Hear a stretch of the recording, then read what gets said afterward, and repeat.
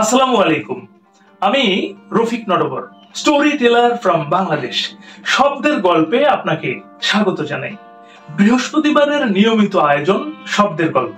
হ্যাঁ বন্ধু, বাংলা ভাষায় ব্যবহৃত শব্দের অর্থ, শব্দের উৎস অনুসন্ধান এবং বাংলা প্রবাদ প্রবচন ও বাগধারার উৎস অনুসন্ধান নিয়েই আমার এই ভিডিও। শিক্ষার্থীদের জন্য শব্দের গল্পের এই ভিডিওগুলো বিশেষ উপকারী হতে চলেছে। তাহলে দেরি না করে শুরু করা যাক। আজকের আলোচ্য একটি মাত্র প্রবাদ, আর সেটি হচ্ছে অগস্ত্য যাত্রা।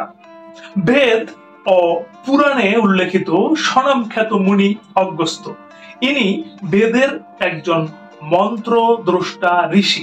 ঋগ্বেদে আছে যে তিনি মিত্র, তেজময় সূর্য ও পশ্চিম দিকের দিকপাল জলের দেবতা বরুণের পুত্র। ঋগ্বেদ মতে বৃহদ্দেবা সূর্যের উপাসনা সূচক আদিত্য যজ্ঞে মিত্র ও বরুণ দেবতা স্বর্গের অন্দর উর্বশীকে দেখে বিমোহিত হয়ে পড়েন।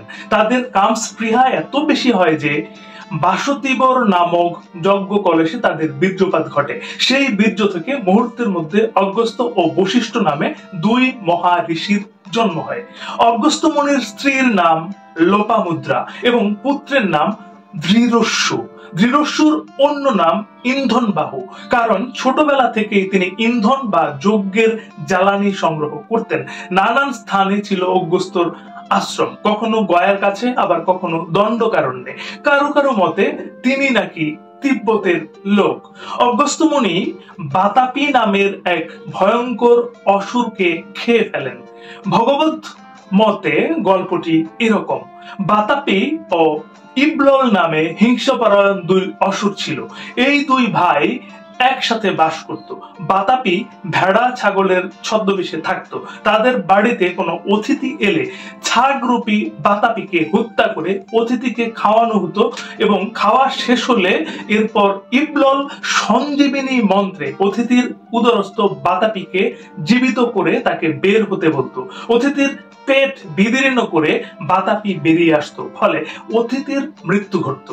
একদিন অগস্ত্য ওই বাড়িতে অতিথি হন এবং যথারীতি রান্না করা ছাগরূপী বাতাপিকে ভক্ষণ করেন।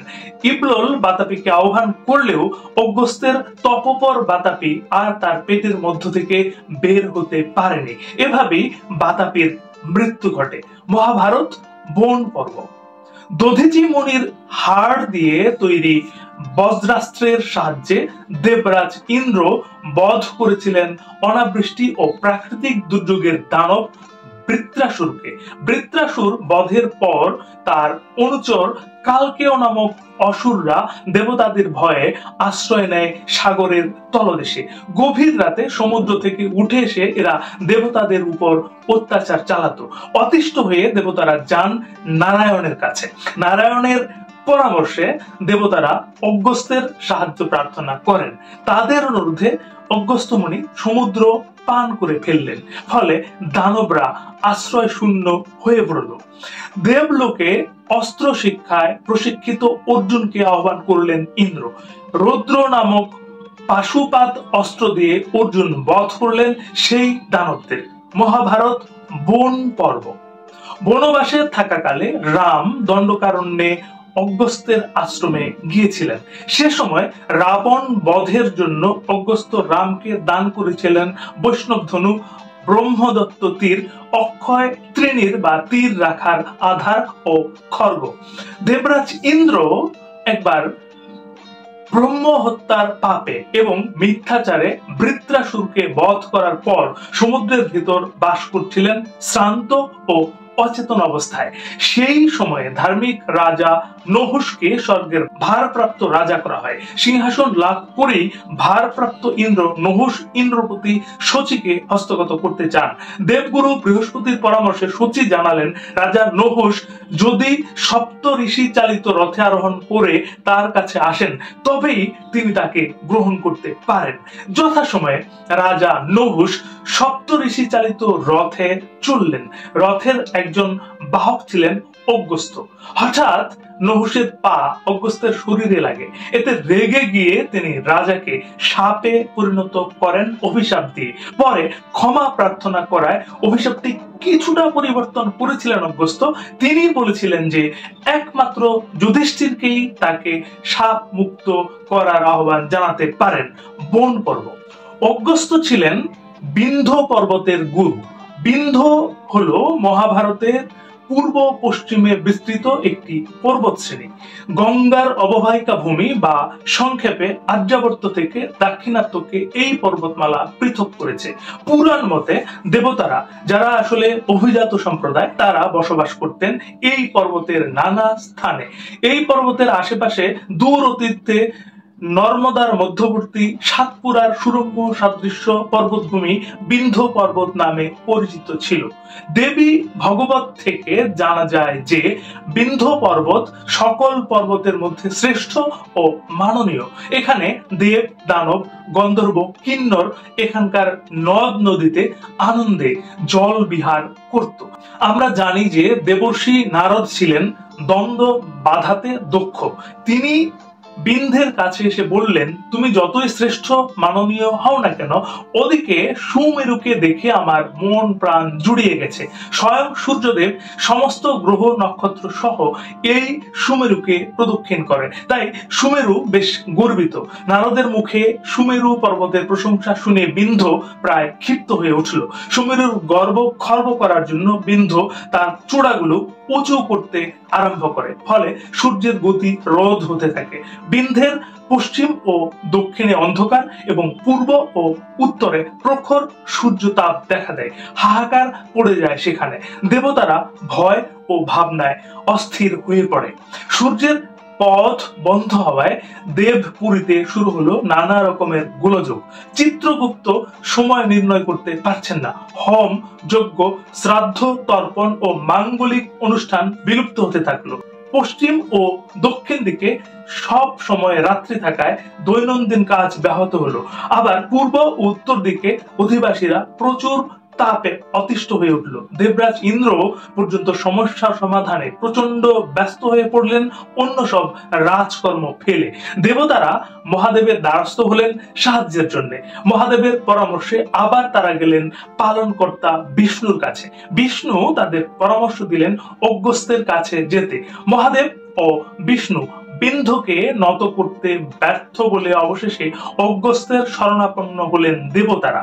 সে সময় অগস্ত্য অবস্থান করছিলেন কাশীতে। দেবতারা তার কৃপা ভিক্ষা করায় তিনি যাত্রা করলেন শিষ্য বিন্ধ্যের উদ্দেশ্যে। অল্প সময়ের মধ্যেই তিনি স্ত্রী সহ সেখানে উপস্থিত হলেন।